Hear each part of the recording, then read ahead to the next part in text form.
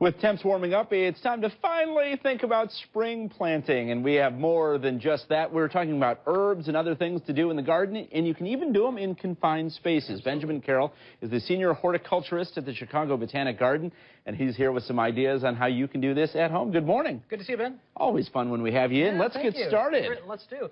So spring is a good time to start thinking about not only what kind of plants you can plant for the spring containers or for spring in the garden, but also maybe some great ideas for Mother's Day. So let's put together a spring container. Okay. But before we get to that, I just want to talk about some of the things you can plant. So a lot of the plants we're planting now are plants that really do prefer cooler temperatures. Right. We're still having those fluctuations. So things like lettuces do really well, parsley does really well, and then also things like pansies, and pansies are edible flowers. So you can really put together a pot like this one, which is almost like a mixed salad in a pot. So you got lettuces, you could almost eat the pot. You could almost eat the pot. And this stuff is hardy enough that even if we've got a night that dips into the 30s, we're going to be okay. Okay, so these handle cool temperatures really well. If it gets down to those temperatures, good idea to just put a little sheet or something over it just to protect them a bit. Okay. Yeah, not otherwise they're really quite hardy.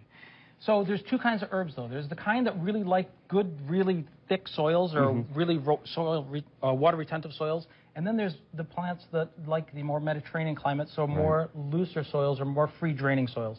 Things like your rosemaries, your thymes, your oregano, and those kind of plants you want to put all together. The ones that are more succulent, all in the same pot. So let's put one together. Let's do it, because it's interesting. I would not have thought about the different types of soil, or in one case, rocks. Absolutely. In this case, we're going to add rocks, too. So why don't you help me? We're going to add 1 part of regular potting soil. Okay.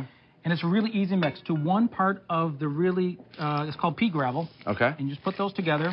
And do you leave the pea gravel on top, or do you work it in? No, we're going to work that in. If you don't mind doing that, just getting your fingers in there and mixing it all up. That's great. You want it quite well mixed, but it doesn't have to be perfect. Okay. That's good. And then we're going to start, of course, by putting a shard or a rock over the hole in the bottom of the pot. And you can just do 1 or 2 of those. Okay. And then let's fill up partially about half the way up the container with that mix of rocky soil. And the great thing about the rocky soil is that that's good enough for that one. Do one on yours. Gotcha. And the great thing about the rocky soil is that it really does promote free drainage. So the water doesn't sit in the pot, and that's a really important thing. And then next to you, you've got some herbs. Gotcha. And all you have to do is take an herb, whichever one you choose. Nice Italian oregano here. You got Italian oregano. I've got sage. Pop that in. And we're going to do that with 3. Choose 3 of them. So there's thyme. Thyme, which is lovely. And these are this great is something you can do with kids, too. We've got a little garden at our house, and there's nothing that teaches kids the value of, hey, this stuff didn't grow in the aisle at a grocery store. It actually grows in the ground, and they love watching it every day. And when you use them, they start to grow more, and you continue to grow it and harvest it all summer long, which is great. And this rosemary smells great, too, as we add that in. Absolutely. Okay. Okay, and then just take a little bit more of the soil and fill in the holes, fill in the voids. Really easy to do. My apologies to the studio crew here. I've made an absolute mess. So just get it in there and poke it in a little bit so there's no air pockets. Okay. Oh, yep, take that out. Do you need a bit more? Good. You're good. So we've got that all set. Okay, maybe give it a little bit more. And then to top dress it, again, these are Mediterranean plants, so let's treat them like they would be in the wild. Okay. And that would be in a really rocky condition. I think that's probably enough for you. And so we're going to top dress it with some gravel just to give it a nice look. That also helps to prevent the weeds from growing up, keeps the moisture in, and looks good. And so you can see that's how easy it is to do a nice pot for Mom for Mother's Day. And what a great thing to do with the kids and have it all ready for Mom.